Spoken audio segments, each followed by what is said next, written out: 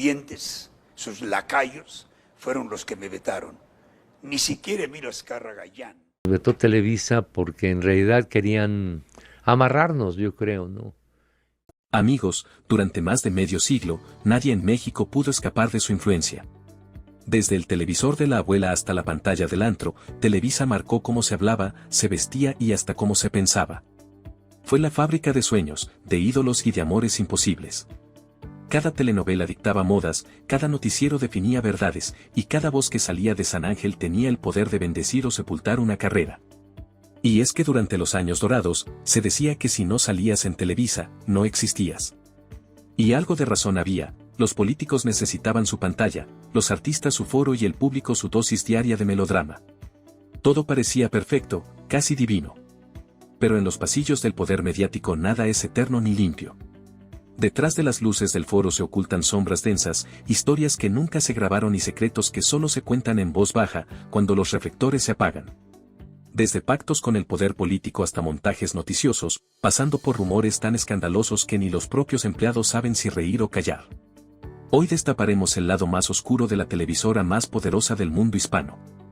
Así que sin más, vámonos a lo que te truje chencha. Número 1. El imperio que nunca durmió. Desde sus primeros años, Televisa no fue solo una empresa de televisión, fue un sistema de control. Bajo el mando de los Azcárraga, la compañía se convirtió en un auténtico ministerio de la cultura popular. Nada escapaba a su radar. Si el pueblo lloraba, reía o votaba, era porque alguien allá arriba lo había decidido. Se dice que, durante décadas, cada sexenio comenzaba con una llamada desde Los Pinos hasta los foros de San Ángel.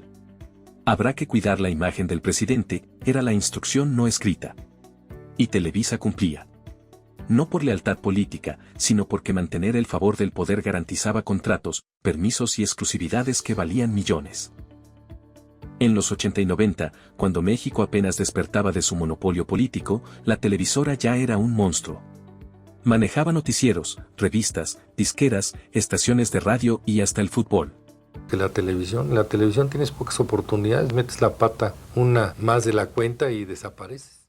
Mientras el público creía en sus estrellas, Televisa ya había convertido la fe popular en una moneda más rentable que el oro. Número 2. El guión secreto del poder. Por años, se dijo que Televisa era la televisora al servicio del poder.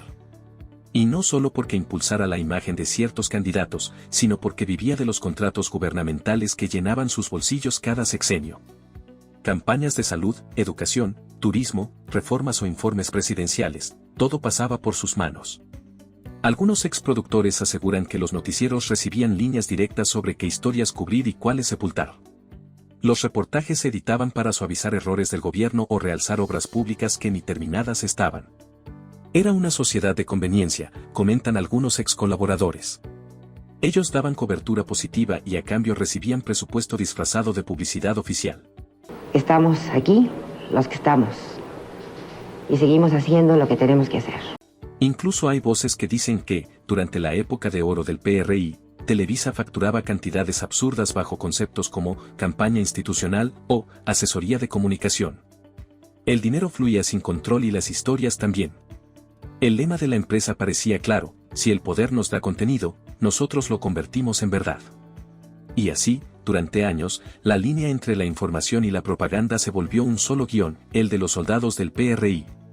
Número 3. El montaje que cambió la historia. A mediados de los 2000, el país fue testigo de un escándalo que todavía divide opiniones.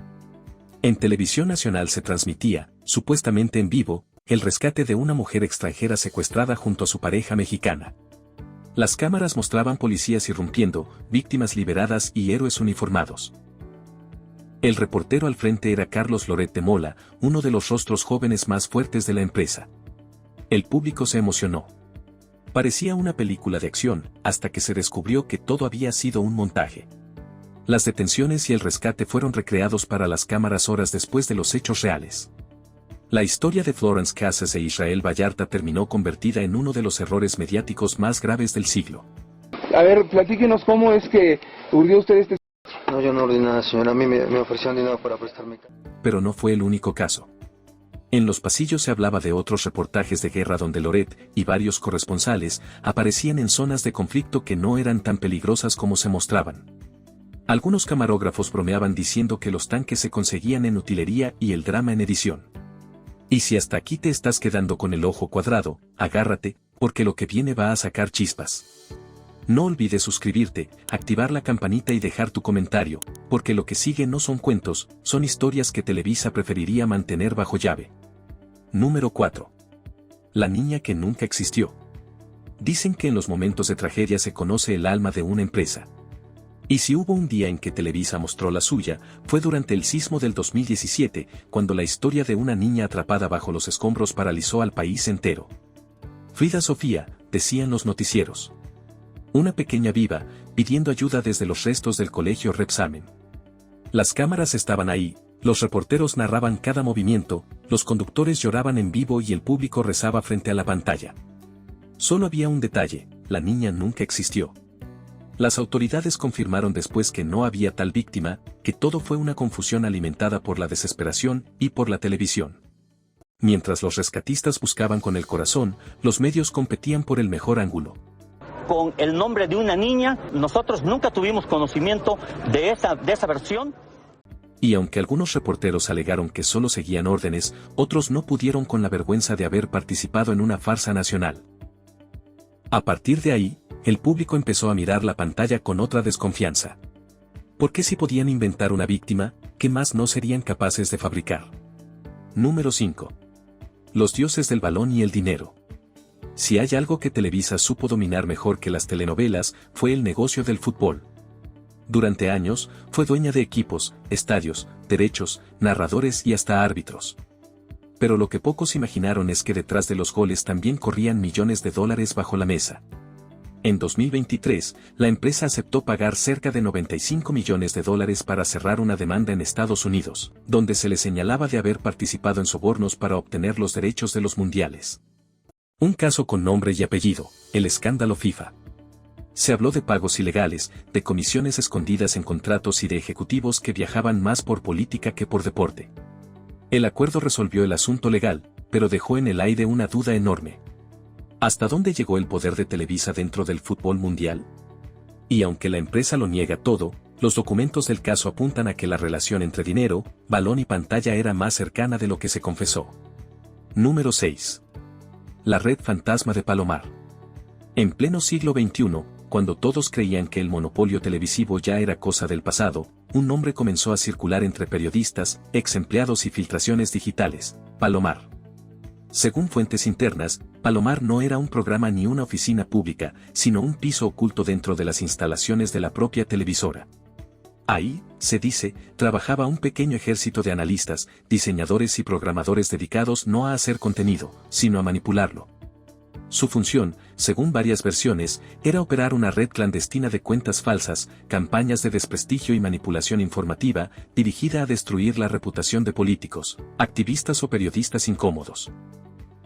Algunos incluso aseguran que se coordinaban mensajes para redes sociales, fabricaban tendencias artificiales y creaban noticias espejo para engañar algoritmos. Pero es que exponiendo esto, pues no redimirme, pero sí, que pues se haga justicia. Palomar se convirtió en un mito dentro del propio San Ángel. Había empleados que juraban haber visto el acceso restringido con puertas blindadas y guardias que no respondían a la empresa. Otros lo desmintieron rotundamente. Pero lo cierto es que, desde que se filtraron más de 5 terabytes de datos con nombres, contratos y campañas, el tema dejó de parecer una simple teoría. El escándalo explotó cuando medios internacionales comenzaron a publicar fragmentos del archivo. Ahí aparecían correos internos, manuales de operación y listados de clientes con intereses políticos. Televisa negó toda relación, pero la sombra quedó marcada. Pues desaparezca esa área de Televisa, que se dejen de hacer esas prácticas y que se busque la forma ya de... Número 7. Los fantasmas de Nicaragua. Era agosto de 2012 cuando el nombre de Televisa volvió a acaparar titulares internacionales, pero esta vez no por una telenovela, sino por un escándalo digno de película. Las autoridades nicaragüenses detuvieron a 18 mexicanos que viajaban en 6 camionetas con logotipos oficiales de Televisa, equipadas con antenas satelitales, cámaras, uniformes y acreditaciones de prensa. Hasta ahí todo parecía un operativo periodístico, hasta que los perros entrenados olfatearon los compartimentos secretos. Más de 9 millones de dólares en efectivo viajaban escondidos dentro de los vehículos. Los detenidos dijeron ser empleados de la televisora, y los papeles parecían confirmarlo. Pero la empresa se deslindó de inmediato, asegurando que las camionetas eran falsas, que los documentos estaban clonados y que los supuestos reporteros no figuraban en ninguna nómina. El caso se volvió un misterio digno de novela negra. ¿Quién tenía el poder y los recursos para falsificar 6 unidades completas con todo el branding de Televisa, acreditaciones, permisos de aduana y hasta antenas satelitales? Las autoridades nunca ofrecieron una respuesta clara. La banda de 18 mexicanos conocida como los falsos Televisa, detenidos en Nicaragua, serán extraditados a su país, se cree. Número 8.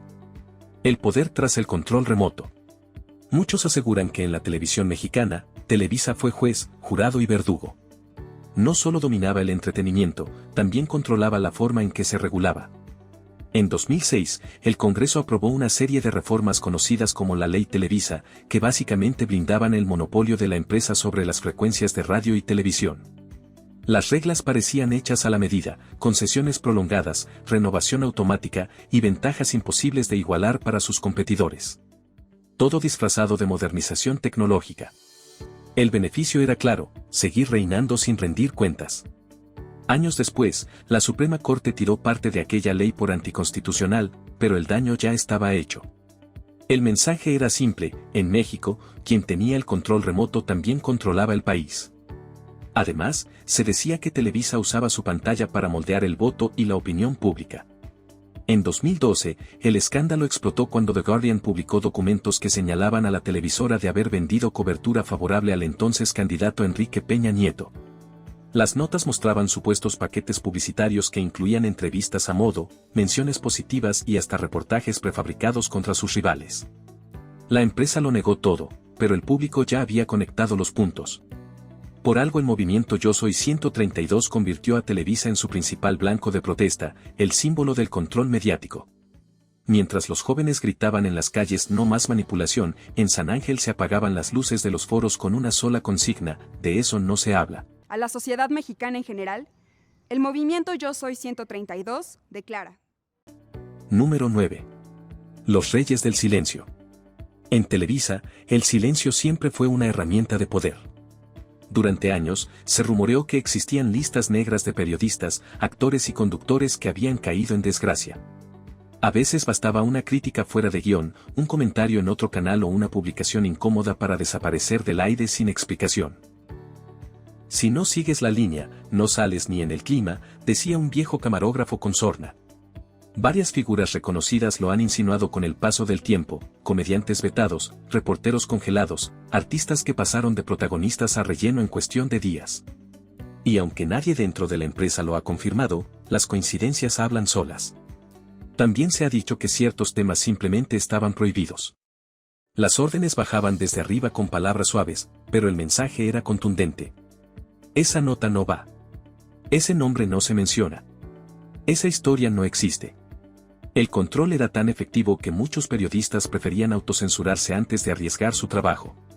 A fin de cuentas, Televisa era la mayor escuela de comunicación del país y también su mayor jaula. No, Televisa, de cuando me vetaron por más de 20 años, no tengo ningún pleito, ¿no? Número 10. El catálogo del poder. Si hay un mito que se niega a morir dentro del mundo del espectáculo mexicano, es el del famoso catálogo de Televisa. Una lista secreta, según cuentan algunos ex empleados y voces anónimas de pasillo, donde aparecían nombres, fotos y condiciones especiales de actrices y conductoras. Se decía que aquel catálogo no era de producciones, sino de recomendaciones personales para políticos, empresarios y figuras con chequera pesada. Y aunque jamás se presentó prueba alguna, el rumor tomó fuerza cada cierto tiempo, sobre todo cuando aparecían nuevos rostros recibiendo protagónicos de la nada. Columnistas de farándula aseguraban haber visto copias o versiones que circulaban entre productores y agentes, siempre con la misma frase al pie: solo para ojos de confianza. Algunas de las supuestas involucradas lo negaron rotundamente, mientras otras prefirieron no tocar el tema. Cada quien con su versión, cada quien con su miedo. Pero entre la gente del medio, se repetía una sola frase: en Televisa nada es gratis.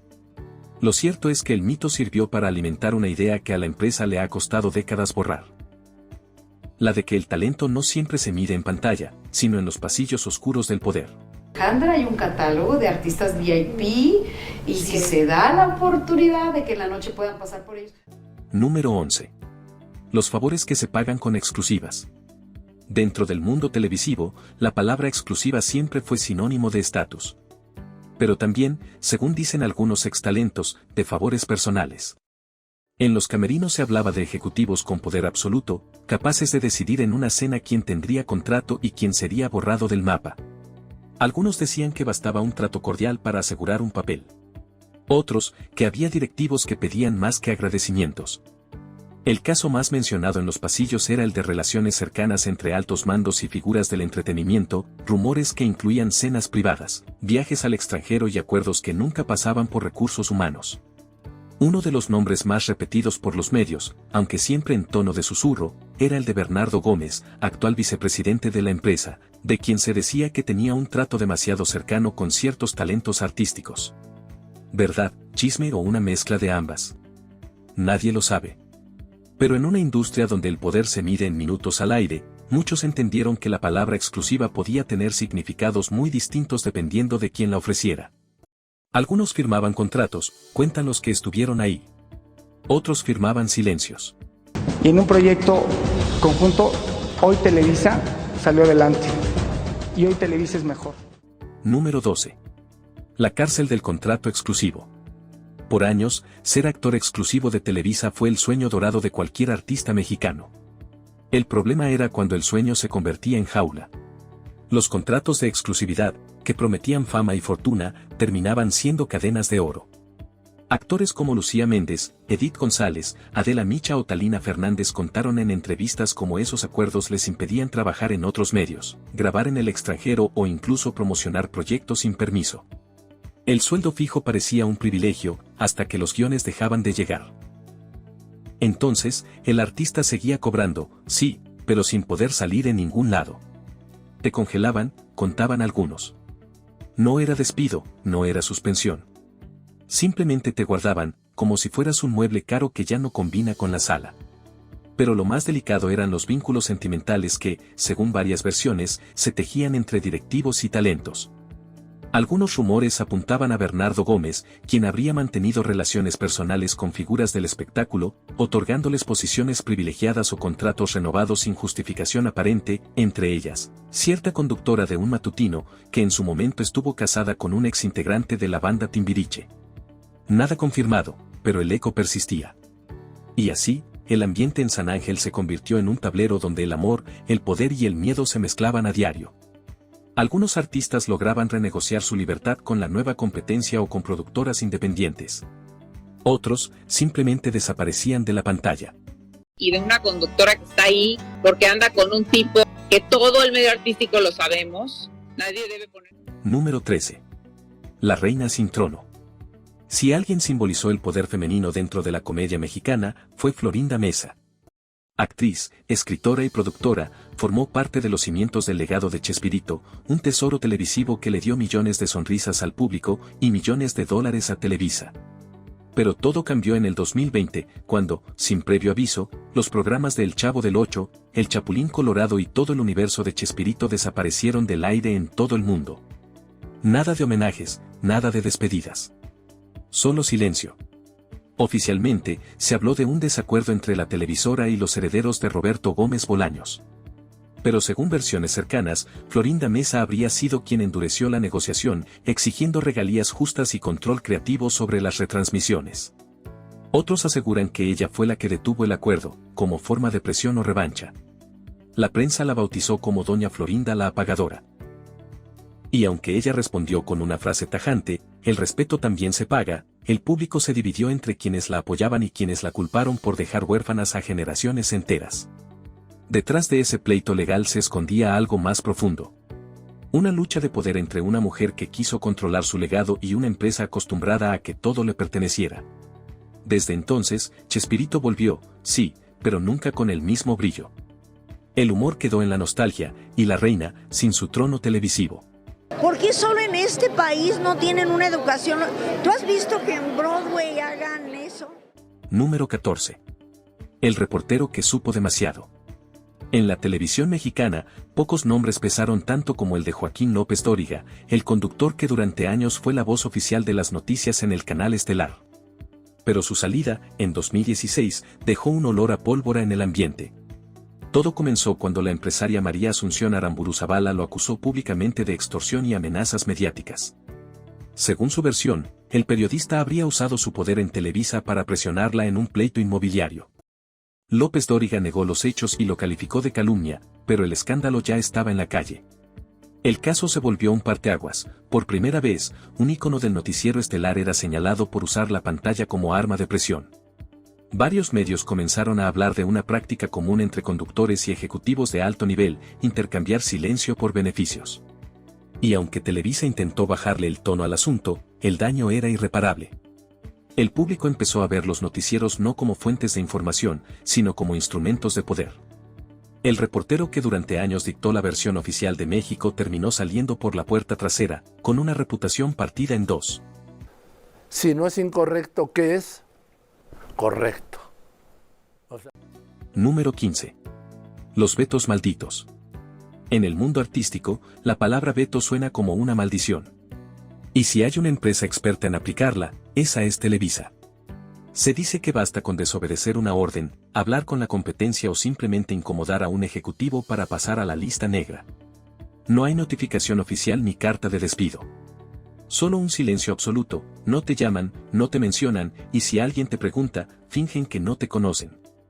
El caso más sonado fue el de Eugenio Derbez, quien declaró públicamente que lo vetaron después de criticar a la televisora. También Kare Chapo ha insinuado que sufrió censura y bloqueos desde los 90, cuando su programa de espectáculo se volvió competencia directa. Pero más allá de los nombres, el fenómeno era una realidad entre bastidores. Actores, comediantes y hasta músicos que se atrevieron a salir del molde veían cómo su carrera se apagaba como si alguien hubiera bajado un switch invisible. En realmente a hacer humor político me crucifican. Sí. Y dan... En redes sociales, ex colaboradores lo llamaban el entierro en vida televisivo. Y aunque Televisa jamás admitió tener una política de vetos, varios ex empleados contaron la misma historia. Un día todo era fama, y al siguiente, ni el guardia te dejaba pasar. Dicen que había una frase que corría entre los pasillos, medio en broma y medio en amenaza. Cuídate de pelearte con Televisa, porque si ellos te apagan, nadie más te enciende. Y hasta hoy, muchos aseguran que ese castigo sigue vigente, solo que más discreto. En el fondo, el miedo al veto es el mejor control que una televisora puede tener. Número 16. El rostro del chantaje. El escándalo estalló cuando María Asunción Aramburu Zavala, una de las empresarias más poderosas de México, acusó al periodista Joaquín López Dóriga y a su esposa de intentar extorsionarla.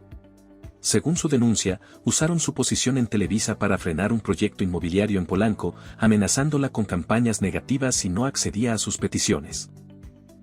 El periodista lo negó todo, pero el daño estaba hecho. El rostro más serio del noticiero estelar de la televisora había quedado manchado por una acusación que olía a poder y dinero. Lo que siguió fue un desplome silencioso. López Dóriga salió de Televisa tras más de 15 años de dominar el horario nocturno, y muchos interpretaron su salida como una forma elegante de apagar el fuego. Los rumores corrieron, que otros conductores habían hecho lo mismo, que había listas de empresarios presionados para apoyar proyectos publicitarios, y que el noticiero se había convertido en una especie de moneda de cambio para favores políticos. Viernes 19 de agosto será la última noche que después de más de 16 años conduzca y dirija este noticiero. Nada se comprobó, pero la sombra quedó marcada para siempre. Dentro del medio se decía que esa práctica, el te callo o te impulso, no era nueva. Varios productores y ejecutivos sabían que un comentario en el noticiero podía destruir reputaciones o, con el mismo poder, limpiarlas. En los foros se repetía una frase con media sonrisa: en Televisa no existen los chantajes, solo los acuerdos. Y quizá ahí radicaba el verdadero problema: cuando el periodismo se confunde con los negocios, la verdad termina vendiéndose al mejor postor. Número 17. El negocio de las lágrimas. Desde los años 90, Televisa entendió que el dolor vende.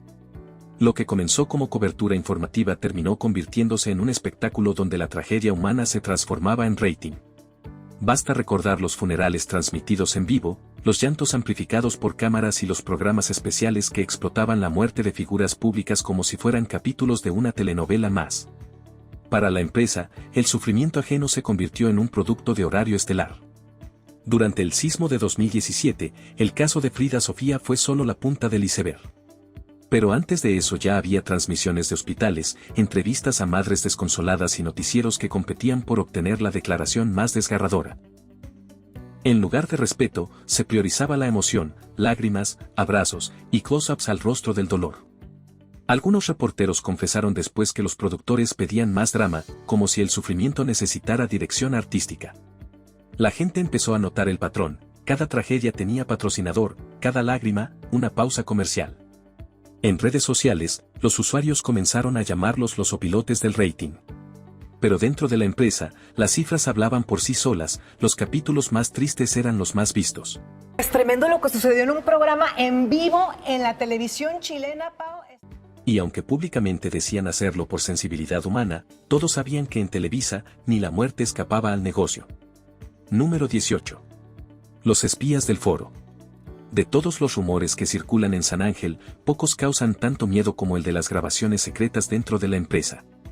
Algunos ex empleados aseguran que cada camerino, sala de juntas y cabina de control tenía cámaras o micrófonos por seguridad interna, aunque en realidad servían para otra cosa.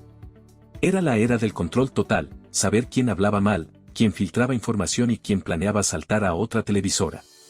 El espionaje interno se volvió parte del ambiente, tanto que muchos artistas bromeaban diciendo que hasta el vestuarista podía ser informante.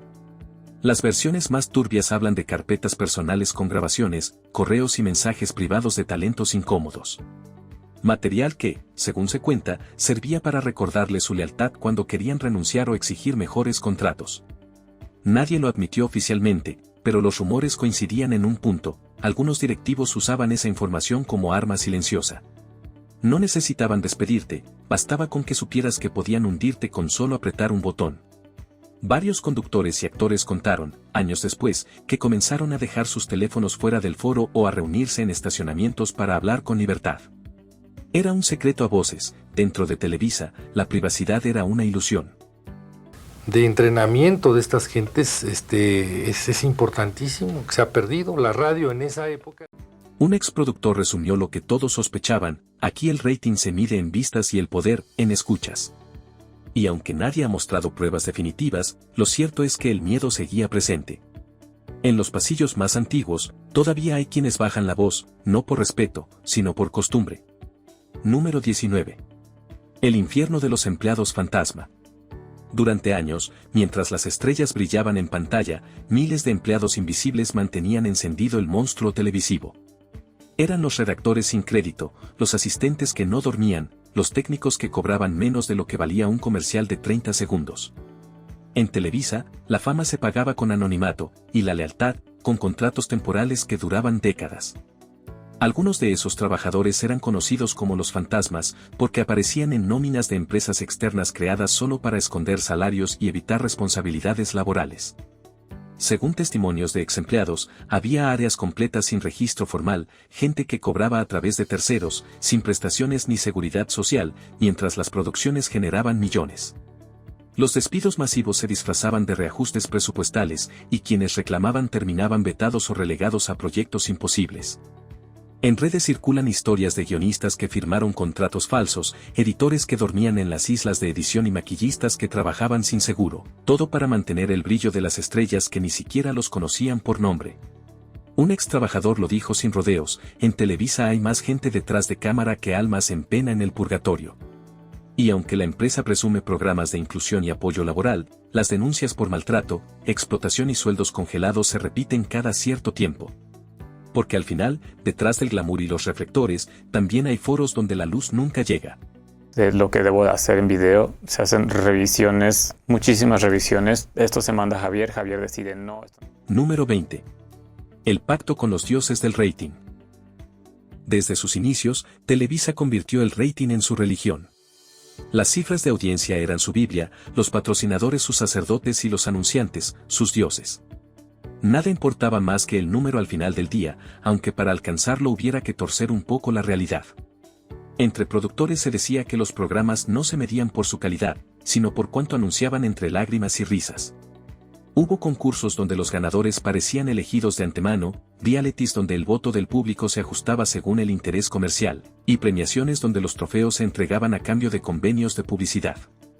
Incluso, algunos ex empleados contaban que las cifras de audiencia se maquillaban antes de publicarse, para mantener a los inversionistas tranquilos y a los ejecutivos sonrientes. Todo era parte del juego, el espectáculo de la perfección, aunque el público nunca lo supiera. La obsesión por el rating llevó a prácticas cada vez más desesperadas, melodramas extendidos hasta el absurdo, noticieros llenos de sangre y escándalos inventados para alimentar la conversación. Los productores sabían que el morbo vendía, y mientras más indignación generaban, mejor funcionaban las ventas. Por eso, en San Ángel, muchos decían que los verdaderos guionistas no eran los escritores, sino los analistas de audiencia. Si no causa polémica, no sirve, era la máxima no escrita. Cuando Televisa se peleaba con TV Azteca por el rating, o sea que... Y aunque el público juraba tener el control remoto, la verdad era que el verdadero pacto ya estaba sellado, y no precisamente con los santos. Número 21. Las amistades peligrosas. En la historia de Televisa, las alianzas políticas y empresariales siempre fueron más importantes que cualquier guión. Desde los tiempos de Emilio Azcárraga Milmo, mejor conocido como el Tigre, la empresa se tejió con el poder como una telaraña dorada. Presidentes, gobernadores, líderes religiosos y magnates pasaron por sus estudios, no solo para entrevistas, sino para cerrar acuerdos que jamás salieron al aire. Era un club selecto donde la televisión servía de escenario y el país, de público involuntario. Durante décadas, se hablaba de comidas privadas en las oficinas de Chapultepec, donde políticos pedían consejos de imagen y recibían cobertura positiva a cambio de contratos gubernamentales. También se decía que varios funcionarios federales tenían línea directa con los productores de noticieros para decidir qué temas subir y cuáles enterrar. A cambio, Televisa recibía facilidades en concesiones, licencias y sobre todo, presupuesto oficial disfrazado de publicidad. El trato era claro. Ellos cuidaban la reputación del poder, y el poder los mantenía invencibles. Pero las amistades peligrosas también cobraban su factura.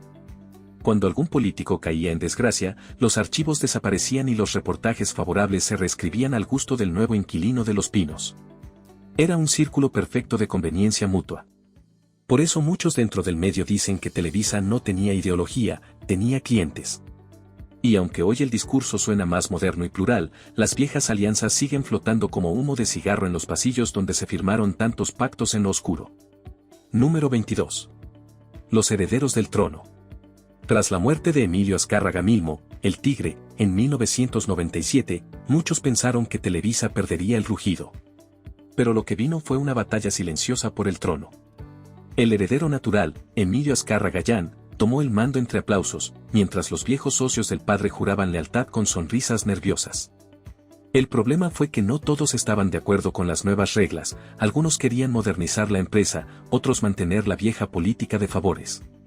Así comenzó una guerra interna que, según varios ex ejecutivos, dejó más despidos que cambios. En hacer las cosas mejor para evidentemente construir un México mejor, ¿no? Y creo que con esa creatividad... Con el tiempo, las cosas se complicaron. Se rumoreó que varios socios estratégicos, entre ellos Bernardo Gómez y Alfonso de Angoitia, empezaron a tomar poder real dentro de la compañía, manejando decisiones editoriales, contratos publicitarios y hasta el rumbo político de la televisora. Mientras Azcárraga intentaba mantener la imagen pública del nuevo Televisa, los otros movían los hilos tras bambalinas. Algunos medios incluso sugirieron que Emilio se volvió un rey decorativo dentro de su propio imperio. Las traiciones no tardaron. Hubo cambios repentinos de directivos, proyectos cancelados sin aviso y alianzas extrañas con políticos y bancos. La versión que corre entre los pasillos es que el verdadero poder cambió de manos sin que el público se diera cuenta. Hoy, aunque Azcárraga sigue apareciendo en eventos, hay quienes aseguran que Televisa ya no tiene un dueño, sino una mesa redonda de poderosos que reparten la corona según convenga. Pues 30 años el SEA de ver muchos de estos actores convertidos en estrellas con nosotros aquí en Televisa. Número 23. La fábrica de ídolos rotos. Televisa siempre supo crear estrellas. Desde los tiempos de las telenovelas de Lágrima y Rímel, la empresa fue una fábrica de ídolos, pero también de desechos. Cada año lanzaba rostros nuevos, jóvenes promesas salidas de realities, concursos o escuelas de actuación propias. Los convertían en productos listos para vender, pero en cuanto bajaban los números, los tiraban como si fueran vestuario viejo. El sueño de la fama duraba lo mismo que una temporada al aire. Algunos de esos productos fallidos contaron después su experiencia, presiones estéticas, cláusulas abusivas, dietas extremas y órdenes de mantener relaciones públicas falsas para parecer enamorados. La empresa lo justificaba como estrategia de marketing, pero muchos terminaban emocionalmente destrozados. Actores jóvenes que empezaron en la cima terminaron olvidados, sin trabajo y con la autoestima hecha pedazos. Otros cruzaron al mundo de las adicciones, las deudas o la depresión. Y mientras el público pedía su regreso, la empresa ya preparaba a la siguiente cara bonita. Los escándalos más sonados fueron los de exacadémicos, protagonistas fugaces y cantantes apadrinados que cayeron en desgracia apenas se rebelaron contra el sistema. Se decía que quien desobedecía una orden o hablaba demasiado era congelado sin explicación. En las redes se les llamó los ídolos rotos de Televisa. La frase pegó porque describía exactamente eso: sueños rotos, contratos rotos y vidas hechas pedazos, todo por mantener viva la maquinaria del entretenimiento. Al final, el público se quedaba con el brillo, pero la basura emocional se quedaba en casa. Amo Televisa, siempre crecí ahí, he estado vetado los últimos años. Número 24. El precio de la verdad. Contar la verdad dentro de Televisa siempre fue un acto de valentía y a veces de suicidio profesional. Decenas de periodistas, conductores y reporteros que intentaron ir contra la línea editorial terminaron pagando caro. Algunos fueron descansados, otros reubicados en programas menores, y unos cuantos simplemente desaparecieron del aire sin explicación. Las historias se repetían, notas vetadas, entrevistas editadas, invitados cancelados a último minuto por órdenes de arriba. Los ejemplos abundan, aunque pocos se atreven a confirmarlos abiertamente. Se habló de periodistas que descubrieron irregularidades en campañas políticas, de productores que filtraron videos incómodos y de reporteros que quisieron exponer casos de corrupción, pero fueron silenciados antes de llegar al noticiero. La frase "no es momento para esa nota" se convirtió en sinónimo de censura interna. Y aunque la empresa se escudaba en criterios editoriales, todos sabían que esos criterios se escribían en otro escritorio. Varios de esos comunicadores terminaron buscando refugio en medios independientes o en plataformas digitales, donde finalmente contaron lo que nunca pudieron decir al aire. Otros callaron para siempre, resignados a perder su espacio con tal de conservar su carrera. Ni por asomo se puede pensar que sea de la oposición o que le tiene mala voluntad al presidente. Un exproductor resumió el sentimiento general con una frase que se volvió leyenda urbana entre periodistas. La verdad en Televisa tiene precio, y casi nadie puede pagarlo. Y aunque el público siga viendo noticieros relucientes, detrás de esas sonrisas impecables hay un guión que no se atreve a decir lo que realmente pasa. Número 25. El canal que se cree Dios. Durante más de medio siglo, Televisa no solo hizo televisión, hizo historia, religión y política al mismo tiempo. Para muchos, fue la voz que dictaba qué pensar, qué comprar y hasta a quién amar. En los pueblos, la señal de su antena era símbolo de progreso; en la capital, su logotipo dorado se volvió más respetado que el escudo nacional. Era el ojo que todo lo veía, la palabra que todo lo explicaba. Y como todo Dios en la tierra, no respondía ante nadie. Su influencia alcanzó niveles que hoy parecen imposibles. Podía levantar o destruir carreras con una entrevista, manipular la opinión pública con una telenovela o alterar la percepción del país entero con un noticiero. Durante décadas, México fue un país que se miraba a sí mismo a través de Televisa. Y aunque el mundo cambió, el poder del mito sigue ahí, transformado en plataformas, apps y señales digitales. El monstruo ya no necesita un canal, vive en cada pantalla que lo reproduce. Porque quien marca la pauta de lo que se toca o se canta o el show es el artista, y el artista es para quererlo, para mimar. Se dice que los ejecutivos más antiguos de la empresa tienen una frase que repiten con orgullo, mitad en broma y mitad en advertencia. Dios está en el cielo, y nosotros estamos en el canal 2. Y aunque el sarcasmo parece inocente, encierra una verdad incómoda. En la mente de muchos, Televisa se siente intocable, eterna, inmortal. Ni los nuevos competidores, ni las redes sociales, ni los escándalos la han tumbado del todo. Al contrario, ha aprendido a reciclarse. Los viejos rostros se vuelven influencers, los noticieros se maquillan de imparciales, y los foros antiguos se transforman en sets digitales. Pero la esencia sigue igual. Controlar la narrativa, sea cual sea la pantalla. Algunos dicen que su caída está cerca, que las nuevas generaciones ya no creen en los viejos ídolos. Otros piensan que Televisa simplemente cambió de piel y ahora se infiltra en todos lados sin que la notes. Porque si antes bastaba un control remoto para verla, hoy basta un clic. Y ahí está, omnipresente, disfrazada de entretenimiento, de información, de nostalgia. Sirvientes, sus lacayos, fueron los que me vetaron. Ni siquiera Emilio Azcárraga ya. El público ya no le reza, pero sigue mirando. Los políticos ya no la dominan, pero aún la buscan. Los artistas ya no firman contratos de exclusividad, pero siguen rogando por cobertura. El ciclo continúa, y el gigante sonríe. Porque aunque todos juran que ya lo superaron, Televisa sigue haciendo lo que mejor sabe, contar historias y borrar las que no le convienen. Y ahora cuéntame tú, ¿cuál de todos estos secretos crees que fue el más oscuro? Déjalo en los comentarios, suscríbete y activa la campanita, porque lo que viene está todavía más pesado. Aquí no apagamos la tele, la prendemos en modo verdad. Nos vemos en el próximo video. Adiós.